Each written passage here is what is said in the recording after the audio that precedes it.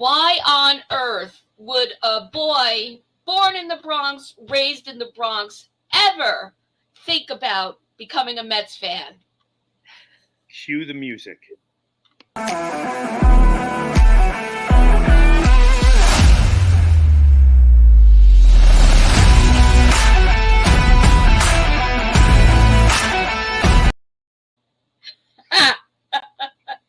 All right. Hello and welcome to this week's episode of The Upper Deck. I'm Lynn, that's Chris, and with us today is our special guest, Darren DeVivo. Hey! Yay! Welcome, Darren. Hello, everyone in Yankee Land. So excited, and Darren, in your honor, look what I got behind me. It hurts. It hurts. Yeah, I would imagine that it does burn a little. I'm gonna need some Noxzema on my back. Yeah, on what is that? What would that be? Your left side? Yeah, right, yeah. I'm gonna go out with a left shoulder injury. Yeah, no kidding. Good morning, chat.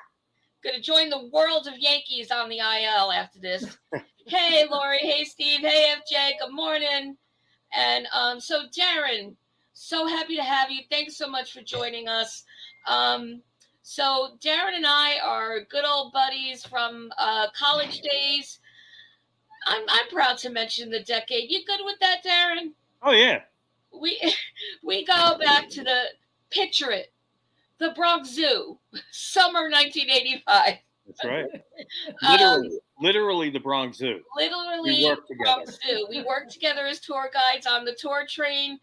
And those, some of you know enough about me to know that I snark and I like to make jokes. And this guy right here, when we were together on that train, it was a wonder that we weren't tossed over the fence. In 1985 was Lynn's second year at the zoo. I started working there in the summer, and these were summers. This wasn't year-round. Summer of '85, and we both drove the tour train. And I ended up, it was a summer job while I was going to Fordham. Me too. And you were going to SUNY Geneseo, for crying out loud. And ended up working like till '88 every summer. So, but thanks to social media, Lynn and I have, had that, and a few other people we're connected. And she sees my Met rants on Facebook, and I see her Yankee rants. And there've been one or two skirmishes, though nothing recently, because I get really angry and I just start throwing stuff, and then some people have to come on and put me in my place. But yet here we are. Go Rams! And go Rams, FJ! Look at that. So you, Darren, Curry, and Kay, famous men doing great things, all Rams. Exactly. If I were so loyal to my grad school, I'd say that I'm also a Jesuit product for grad school. I'm a Stag, but I'm much more affiliated with the school that Darren could never remember. Yeah, Geneseo. I gotta write that down. Yeah, so you have short-term memory left for you. Uh-huh. So Darren, tell us a little bit about yourself and what you want our friends to know. All right. Chris and Lynn found me outside of Citi Field talking to myself in the fetal position. No. I work at WFUV radio. Maybe as some of you out there who listen, I've been at WFUV now on the air for almost 40 years, which scares me. That it's been that long, but it's become my life. And it started out. WFUV was still does broadcast from Fordham University. At the time in the 80s, it was a classic example of a college station. So as a Fordham student, I worked at WFUV, but little did I know that there would be a series of changes that the administration was behind that changed FUV by the end of the 80s, 1990, into being a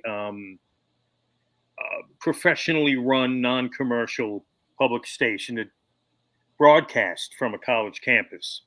And I very, very fortunate, was in the right place at the right time. When I graduated and I lived nearby, and cord was never cut between me and the station. I ended up getting hired as one of the regular DJs, and here we are today. I'm on the air 10 p.m. Monday through Thursday nights, 10 p.m. till 2 a.m., and Saturday afternoons from 1 to 4.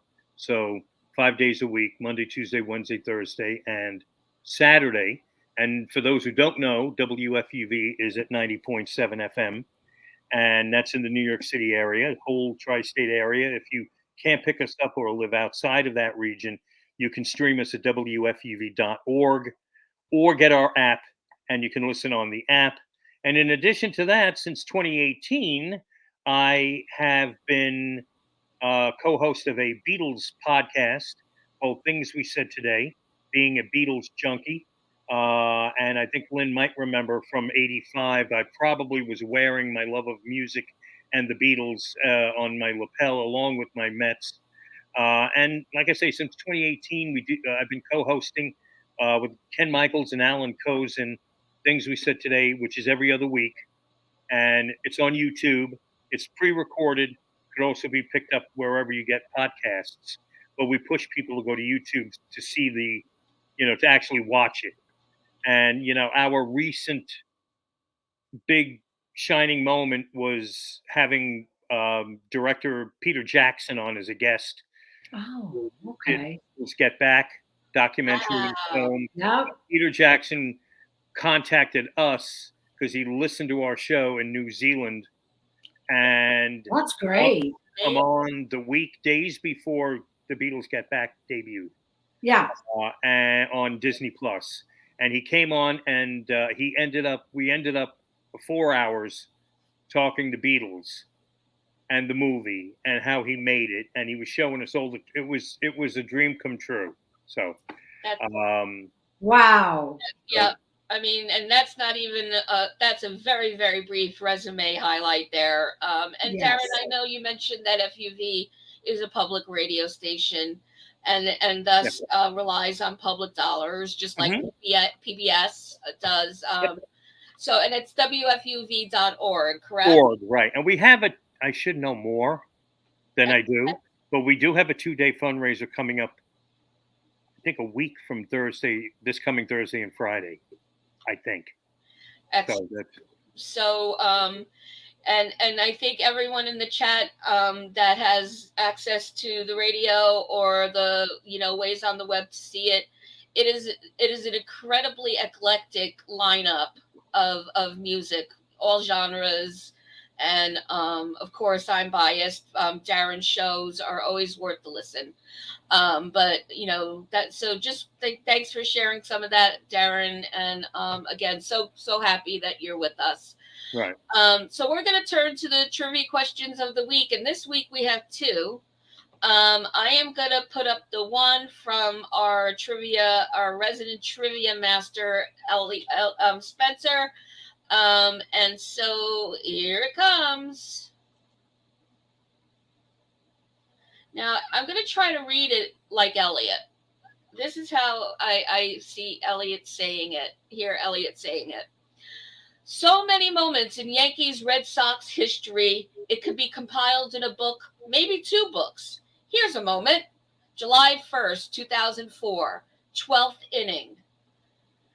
12th inning. Game is tied 3-3. The Sox are poised for a rally. A ball is hit down to third base. Giving chase is A-Rod and the left fielder, but it's Derek Jeter that makes the catch. His momentum has him jumping over the wall and crashing into the stands. He holds on to the ball, secures the out, and exits the game with a bloody chin. The New York Yankees would go on to win the game. Now, in the chat, who hit that ball? So, Red Sox, Yankees. So, good question. Who was the Red Sox that hit the ball? Wow. So chat people, get at it. Put your guesses in there. And Elliot, I'm going to turn to you to put it at the end of the show in there as well with the answer. And now for Darren and for you in the chat. But I'd love, Darren, if you want to think on it, that's great. If you want to spit some out now, that's great. so many great players have played for both the Mets and the Yankees. Name 5 of them. Out loud, or do I type it in chat? You could do it out loud.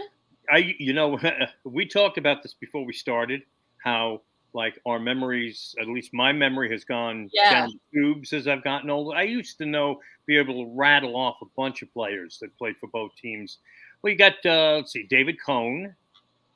A very, very, very sore spot for me is the fact that Dwight Gooden and Darryl Strawberry played for the Yankees.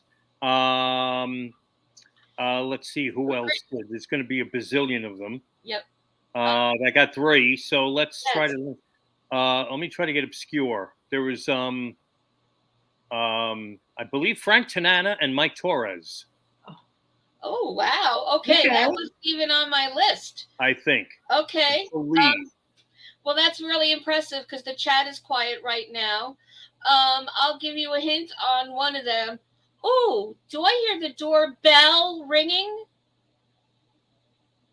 A bell. A bell transmits, doesn't it? Bell transmits. Oh, I'm listening for a bell.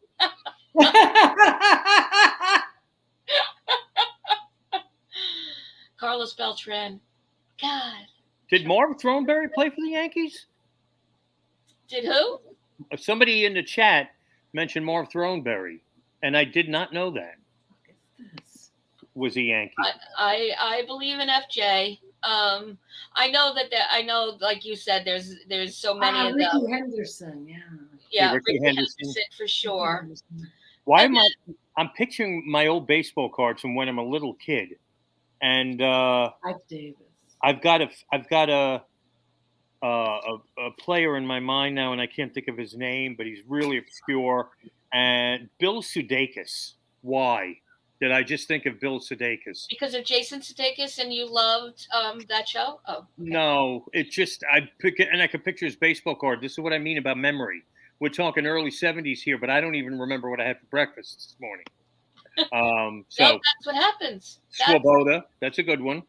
Oh, Swoboda. Yeah. Wow. I remember Swoboda being a Yankee.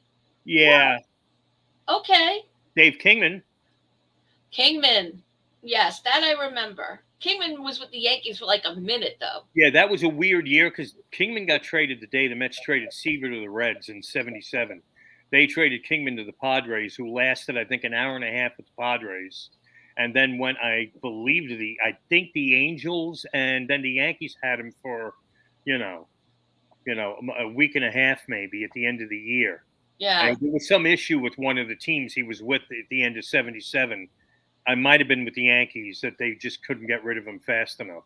I could be wrong about that, though.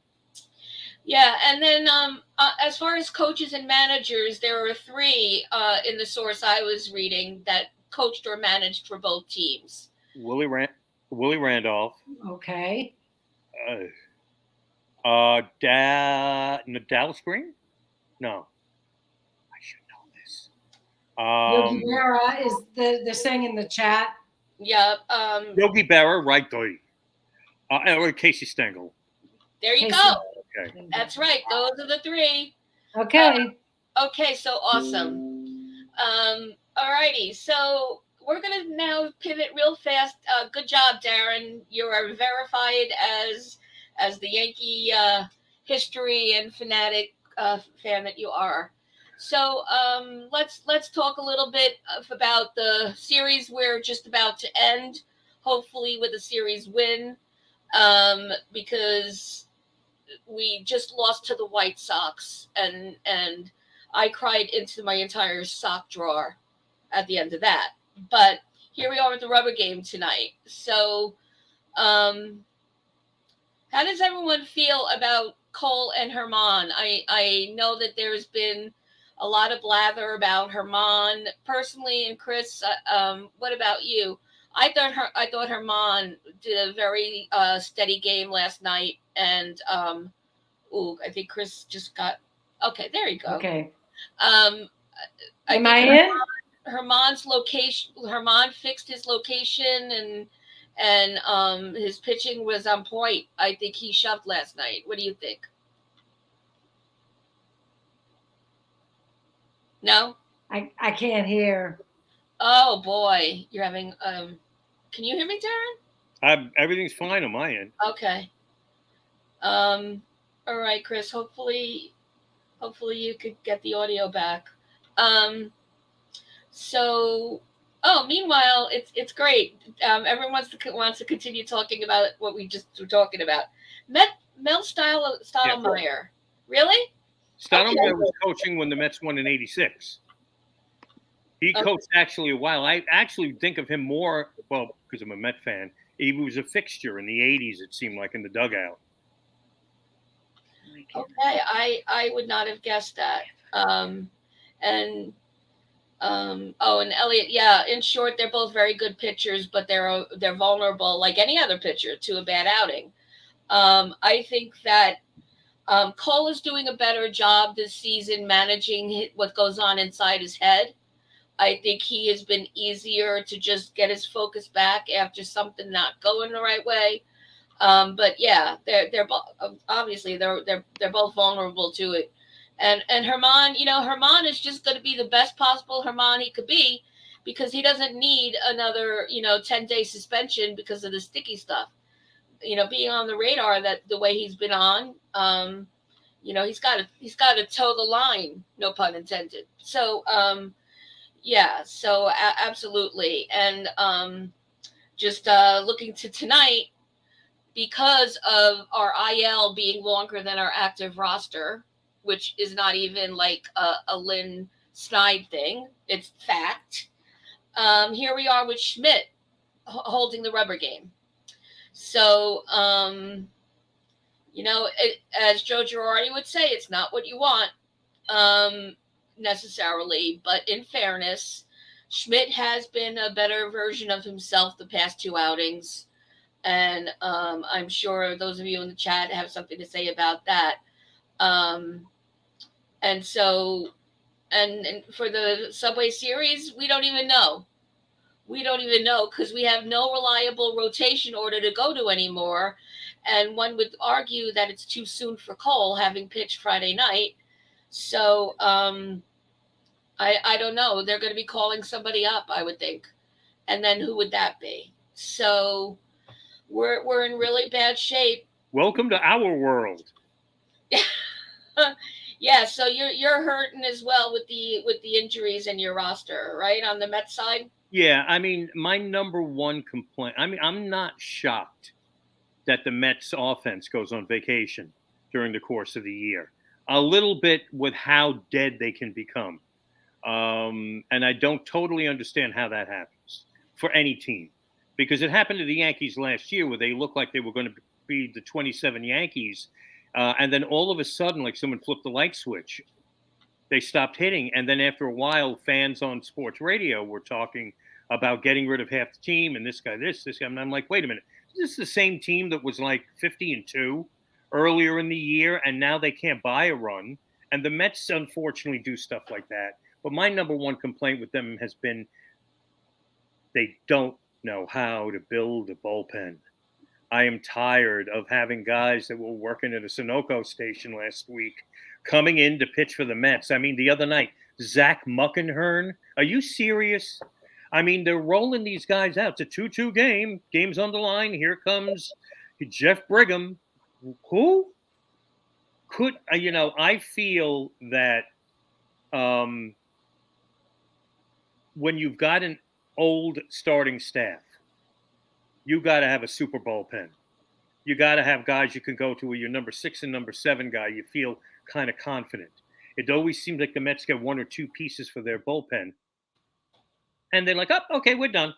And I'm like, no, wait, hold on a minute. You get one injury, and all of a sudden now they're calling me up to pitch. And that's what's been happening with the Mets. And that's, though, not the reason why they're in the shape they're in right now, surprisingly. Again, it's because all of a sudden they completely forgot how to hit. And I don't understand how everyone can collectively stop hitting and look old and look lost. And I hate being May in the month of May and month of June, feeling like another wasted year. Well, I'm thinking it's still early. we've seen too many instances. The Phillies, I think, were under 500 at this point last year, and what they did last year. The Braves, the slow start. I saw a stat recently where the Nationals, who won the World Series, whatever year they won, within recent years, the Phillies, the Braves, in more recent years, have had losing records at this point in the year and went on. So that's when I begin to pray and go, I don't know who we could get at the trading deadline. I don't know, because we really do not have that many chips to trade. Yeah. Who's going to give us a frontline pitcher for Tomas Nido? Well, yeah, probably not us, but FJ is offering Albert Abreu. No, thank you. We've got enough Albert Abreu. The Mets are now in a position now they really have got to get reinforcements with a capital R, and I don't know how they're going to do that. And so Darren, and for the Yankees, it's a bit of the opposite, because we've felt that way for years. With everything you just said, we had the same cry.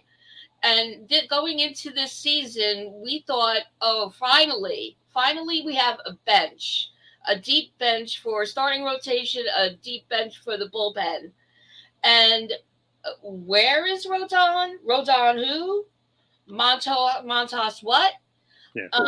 And then throughout the course, anyone that you would want available in the bullpen is on the previously said IL.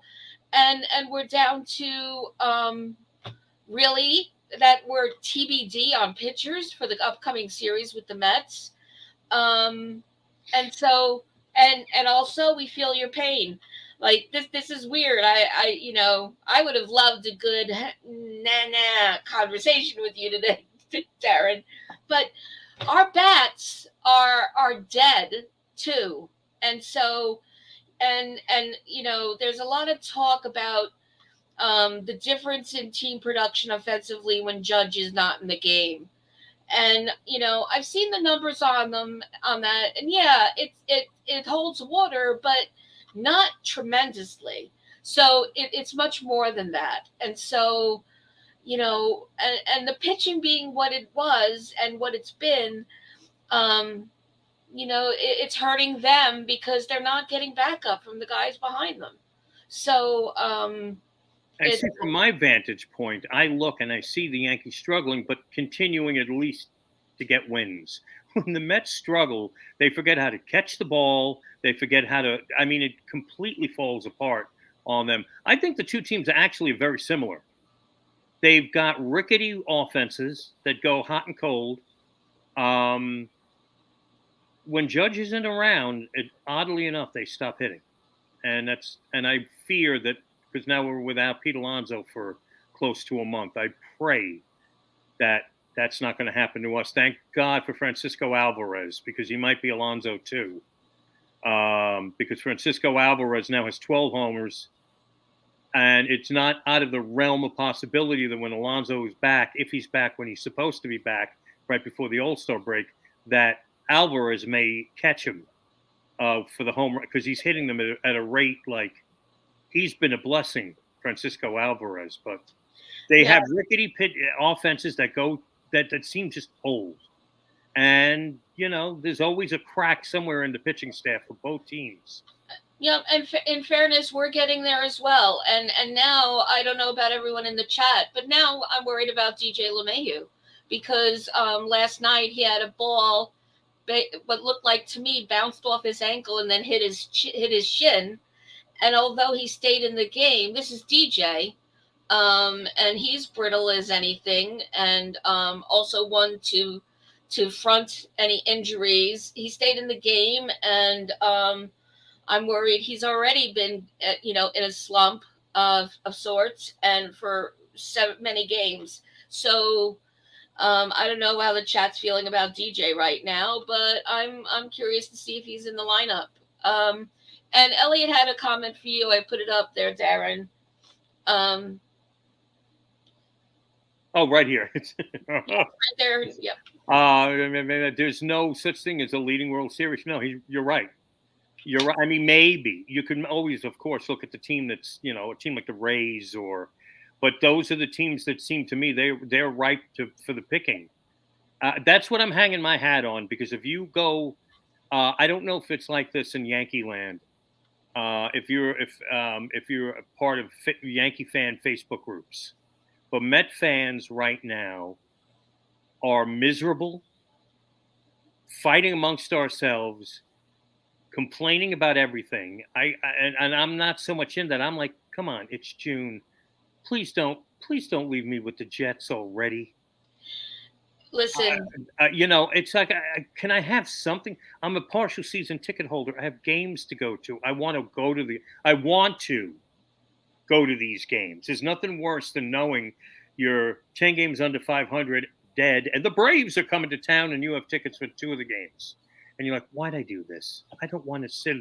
My tickets are located at Citi Field behind the third base dugout. And I realized last year, took me a couple of years to realize this, it's an area around Citi Field where out-of-town fans get their tickets. I don't know how that works, but we're always sitting with a lot of out-of-town fans. Oh, boy. You know how many times I didn't even know, like, the Rays had fans. Or who they do now. Who did I go see? We go see last, and it was like, oh man, I don't remember now. It was just the last game I was at. I was like, people root for this team out. Where? Oh, the Blue Jays. There were Blue Jays fans everywhere. Oh yeah. Yes, they do, because they're one of our nemesis. And I'm like, root for your team quietly. Be respectful. You're in my house. No. Oh, Blue Jays. And like, maybe sometimes it's better I don't go to some of these games, because I only end up getting in arguments with people. It also might have been a little bit of guilt by association, because Canada thinks of New York as one glob, and our fan base is certainly not polite to the Jays, because although the Red Sox are our sworn enemy forever and ever, and our rivalry with the Mets is a fun hometown thing, but not really a tremendous. It's died down. It has really died down, because the thing that really sparked the rivalry between the Mets and the Yankees was the Mayor's Trophy games, which those of us of a certain age remember. Those of you that don't, they went from 1963 to 1983. There were 2 years that they didn't happen. Yeah. But the winning record was Yankees 10, Mets 8. Considerably, close compared to, our records. I actually researched every game, believe it or not, and when I heard I was going to be on the show, to refresh my memory on a little insignificant piece of my youth, the mid-season exhibition. That was a big deal, and that was the real Subway Series. Like, that's where that was born. And so another and Darren, I did the same. I researched the hell out of a lot of things. So there was literally a trophy that was won, and much like the Stanley Cup, the winning team got that trophy and got to keep it until the next year. Right. So the Yankees won the last Mayor's Trophy game in '83. '83, right? And so, where do you suppose that trophy is now? It's funny. I've just read this. They don't know. Article. They don't know. They don't know. Because I think what ended up happening was it was an exhibition. I think by that point that it was like, I think the trophy probably is sitting, like what I read, in some government basement in pieces somewhere. Darren, we read the same friggin' article. Yeah, I don't remember the website, but I Googled, Mayor's Trophy game just to refresh my memory, because all I remember of being a kid was that you couldn't watch it because I don't think they were ever televised, at least the ones, like in the mid to late 70s. And I don't know if I went looking for the Mets on the radio at that age. So it was a box score the next day in the paper, and it was always the Mets would call up half of the Tidewater Tides to play. So I see the names that were only names that I knew from my yearbooks. Yeah, were in the lineup. Right. That's what the Mayor's Trophy game was for me. That's right. And by 83 barely happened, and it was all but done by then. Everyone knew it. So some road crew guy, put it in their duffel bag, and by now it's in a dump out in Staten Island somewhere, for all we know. Which is a shame, because imagine what would go on eBay. So interesting question for you, right in front of you, Darren. Keith Hernandez said there's more pressure for a player to perform in the orange and blue than the pinstripes. He said that this Saturday on FAN. He's got a point. Do you agree? Yeah, I totally agree. Because a culture has formed where I feel like the rivalry has cooled. I feel like the fans, for the most part, leave each other alone lately, which wasn't the case back prior, actually, to the Subway Series in 2000. That seemed to be the end of it. I don't remember there being any, and I don't miss the arguments because they could get vicious. But Met fans have to share the city with the Yankees. The Yankees, even though they haven't won any world championships in recent years, you've managed to be competitive. You've managed to stay above 500. Okay, it always seems to be a piece or two away from turning the corner. They looked like they were going to be the 27 Yankees again just a few years ago when all the kids were coming up, and I thought, here we go again. And it didn't. That fell apart somehow. Yeah. But the bottom line is, we're so out of our minds when we start winning because we're not used to it with any regularity, and it's got to be maintained. And they should not be below 500 right now. I don't care what anyone says. I'm not saying that they need to be in first place, but they should be above 500. And it immediately was that last year was Ortiz? Now what do we have to wait? Another? Some Met fans want this team broken up now. Trade them all. It's like, guys, would we get a year? I mean, and so the pressure, I think, is more on players who if they get it, if they care, and they know the history, they know the Met fans are more, I think, right now a little maniacal. You're getting paid a lot of money now. Deliver. I'm tired of this. Well, that sounds really familiar, doesn't it, people in the chat? Because that's us all the time, whether we have basis for it or not. We could be a 300 team and we'd be saying the same thing. And yeah, Darren, to your point, we had a decent hope at the in the postseason last year and blew it. And again, injuries. And so, but what I'm holding on to is that we are the exact flip of what we were last season. We started off hot last season, hot until the All-Star break. And we came back and August was dismal and abysmal. And then baby steps in September. So I'm hoping that this is an entire flip and, leading into All-Star break and beyond will be what we're supposed to be. We have a lot of guys that ostensibly are coming back from the IL. I've already written off Rodon and Montas. Yeah. I don't think you're going to see Rodon. No.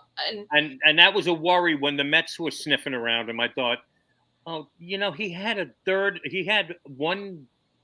Don't sign. You know what's going to happen. He's going to get the Jacob deGrom disease. He's going to be, and it's happened for the Yankees, though. So going into Tuesday, want to hear your predictions, Darren. I don't know if you know who's facing the Yankees on Tuesday or not, based on your rotation. I thought, and I haven't checked this, I thought I heard Scherzer and Verlander, which I thought advantage Yankees, because they've just been disappointing, and yet it's a surprise and not a surprise. If you know what I'm saying, you thought, these guys will probably not age quickly. They're not going to fall off a cliff. So they still have some good games in them, but they have looked so mediocre, both of them, especially Scherzer.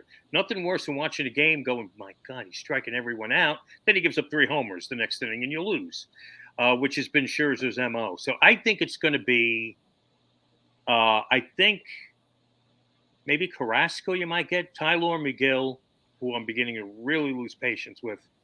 It pitched already. Senga pitched yesterday.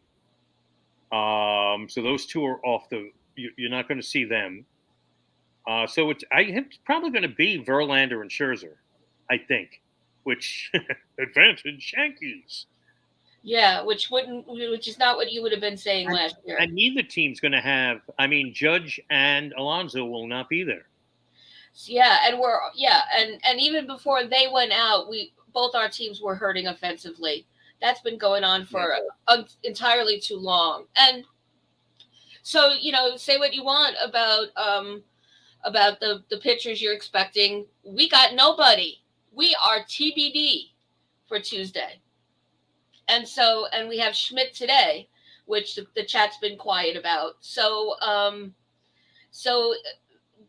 between the so we have an equal playing field offensively, and at this point, either your great aunt Sally or my great aunt Martha are being called up for the Yankees, and so who knows how that's going to play out.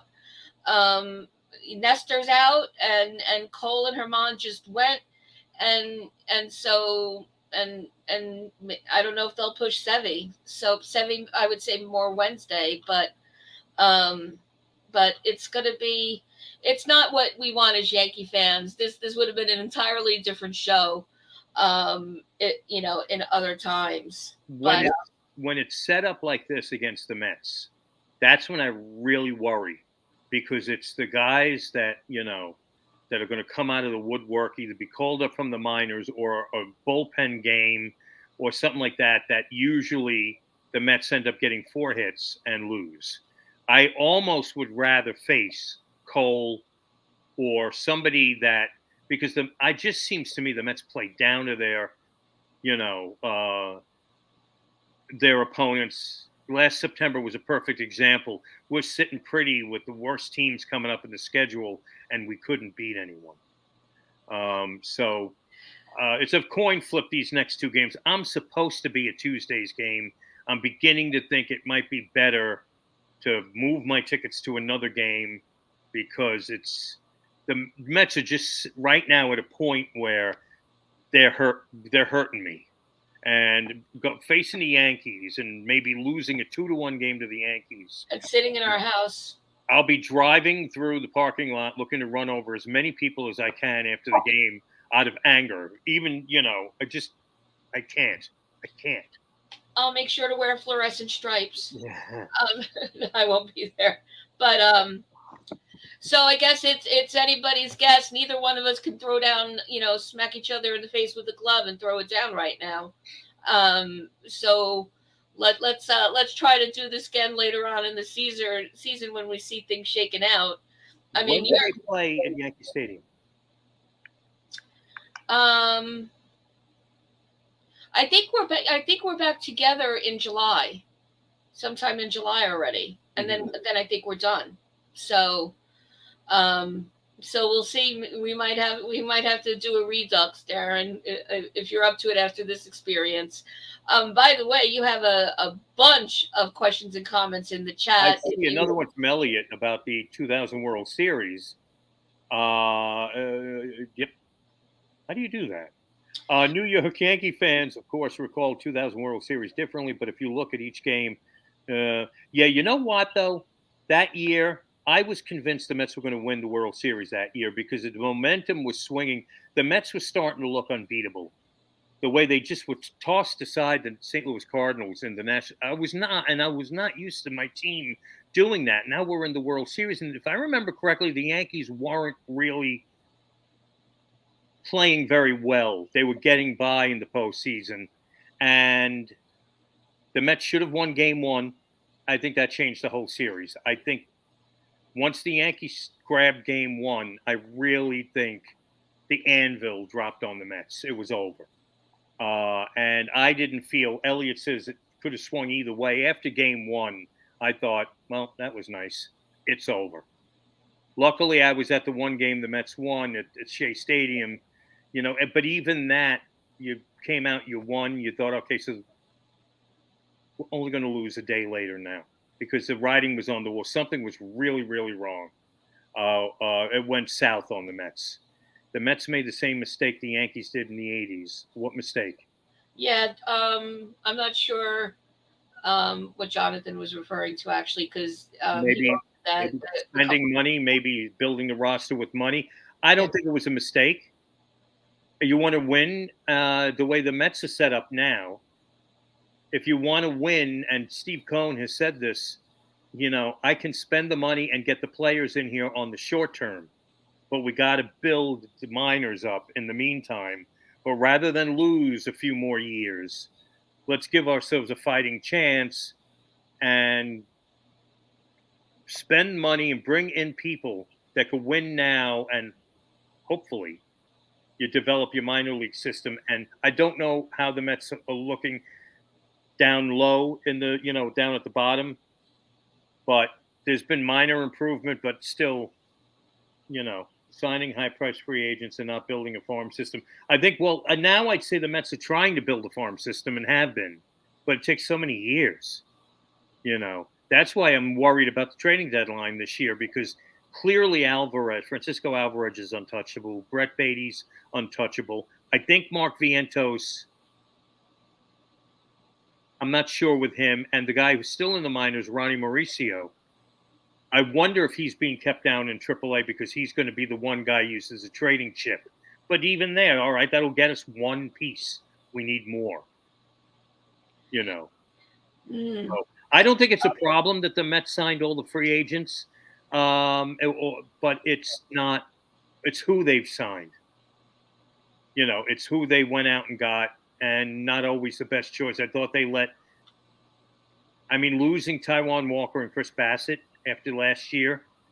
Bassett, I was okay with, and he ends up now having a great season for the Blue Jays. I wanted Taijuan Walker back. He's not having that great of a year with the Phillies. And you signed Jose Quintana, who's hurt.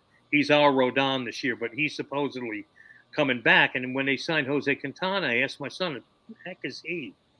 And he's a quality veteran guy. And it's like, you had quality veteran guys you let walk away.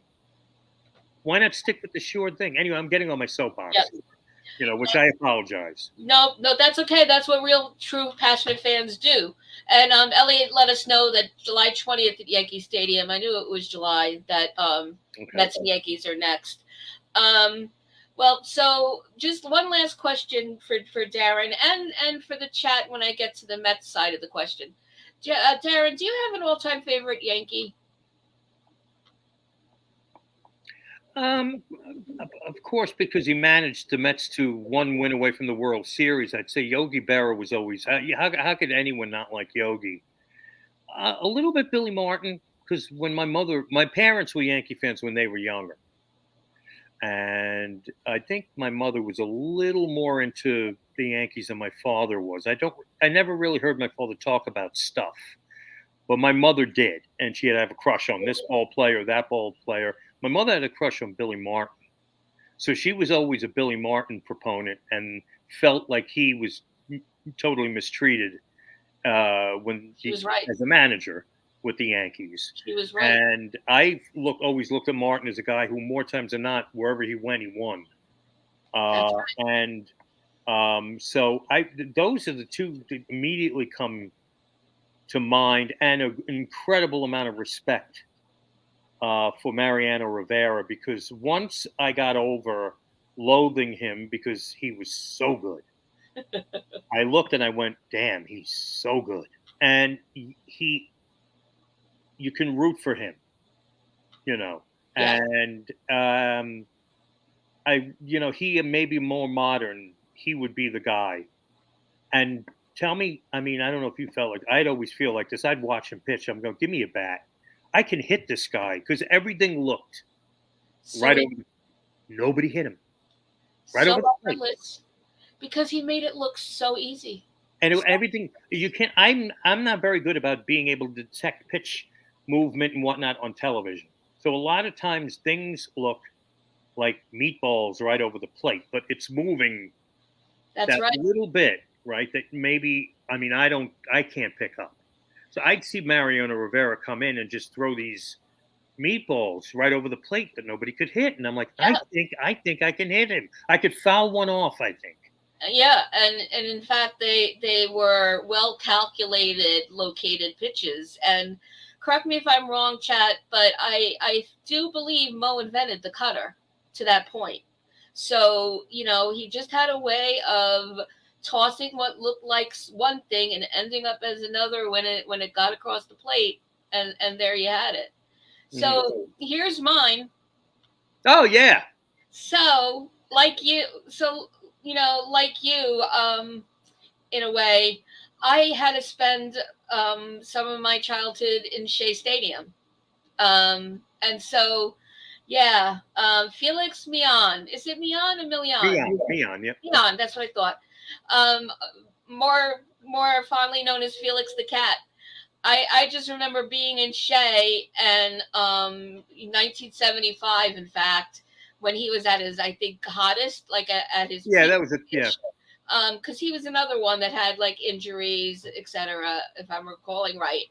But I remember like the whole thrill in the stadium when he came up to bat. Like it became really electric when he came to the plate, and the board in center field had like animation, and they played the Felix the Cat song. And I don't know, maybe it's because I was still a kid and I liked the cartoon. I don't know, but like from my childhood, between him and Tug McGraw, those are the two that I remember the most. It's so easy to say, Tom Seaver. Yeah. My sister had a life-size cardboard cutout of Tom Seaver holding a 6-pack of RC Cola that she wheedled off the deli guy in our neighborhood when the promotion was over. But so we were a house divided. But yeah, Felix the Cat for me. Yeah, fans tend to gravitate towards that type of scrappy player who did what he needed to do. And this is something that I feel the Yankees lack: the guy who can figure out the way to get on base somehow. And scratch out an extra base here or there or make things happen. The Mets don't really. Brandon Nimmo is that type of guy, but I don't really know if I'd go beyond that. That kind of scrappy figures out a way to get on base and then get stranded on second, and you ultimately curse into the TV anyway. Yeah, Elliot. I when I hear Doug Flynn's name, I roll my eyes because to me it was like, yeah, he was one of the best defensive second basemen at the time, but what did that get us? and I'm thinking of who we think of as scrappy right now on the Yankees. Well, when they were younger, I mean LeMahieu, and yeah, but they're not young now anymore. So no, and that's why I was going to say the closest to scrappy we have right now, I think, is Anthony Volpe, because he's unafraid. And right now we see him in a bit of a slump, and he's hitting way too many first pitches. But that's part of what makes him scrappy. Because when he connects with that bat, with that ball, just look out, and really scrappy on the bases. Are Yankee fans getting restless with him? Has there ever been any calls that he's not ready? Send him back. Oh, there have been more. Yeah, they have been more lately. I think the debate about that is more so between Cabrera and Peraza. People were initially really pissed off that Volpe went up instead of Peraza, but that seems to have died down. I think because of his production once he's on the bags more than anything, and he's had a few clutch hits that really moved the outcome of games. But yeah, I think there's still an outcry for Peraza, and most recently Cabrera was called up. It was supposed to be for one game until more injuries happened, and we lost Greg Allen, who was called up, and Bader. He came up because of Bader out again. So yeah, I think there's still a rally cry for Peraza. But the truth is, Peraza had his chances and didn't exactly shine. But of course, he deserves to come back up again. And IKF would be another one. I think more so this season than last season. He was poorly placed. It was really unfair, and we were unfair to him. But seldom do we care about fairness. But now that he's in this super utility role, you're seeing a lot more of what he could do that we were promised this season for sure. And yeah, Jonathan, for sure, DJ has not been the same since the foot injury. That's what has me so concerned about last night. And that ball hit his ankle and then shin pretty hard. I felt it in my heart. So I want to thanks everybody so much in the chat for joining us every week and contributing to the discussion today. And of course, Darren, thank you so much. Thanks for asking me. Fun. I might be dinging you around July 20th, seeing what's up. And maybe you'll consider coming back. And sure. Elliot's going to continue talking in the chat to you. Elliot's giving the answer. Elliot, I'm sorry, I forgot. So for those of you that joined later, the trivia question of the week from Elliot was in a game between the Red Sox and the Yankees, 12th inning, game tied 3-3. It's the one every Yankee fan, if you don't know this, you're not a fan. Derek Jeter jumped into the stands, caught the ball, came out with the bloody chin. I mean, it's on every highlight reel, for crying out loud. I mean, even I remember it, and I have no memory left. And you're furthest thing from a Yankee fan. So who hit that ball? And the answer is Otis Nixon. Otis Nixon from the Red Sox hit the fly ball that resulted in Jeter getting a bloody lip, crashing into the stands. So another good one, Elliot. Thank you. Good luck to you every game except Tuesday and Wednesday, Darren. Yeah. I predict two ties. You predict 2 ties. Okay. Let's go with that. And the Yankees don't have to worry about of having to face Zach Muckenhern because he's been sent back down to AAA for some other guy that they picked up at the local 7-Eleven who, who's now coming out of the pen for us. So I want to see him come up just because I want to say Muckenhern. Zach Muckenhern. When players like that are around, I'm like, oh, how I wish Ralph Kiner was still alive. I'd love to hear what he would do to Muckenhern. I love it, but if you don't want him, I'm gonna say I don't want him. But yeah. I hope it's a fun, friendly rivalry both games. And thanks again, and everyone out there listening now or later. Thanks for joining, and remember, you'll always have a seat right here on the upper deck with Chris and me every Sunday at 11. And don't listen to this, Darren. Go Yankees! I thought I heard something.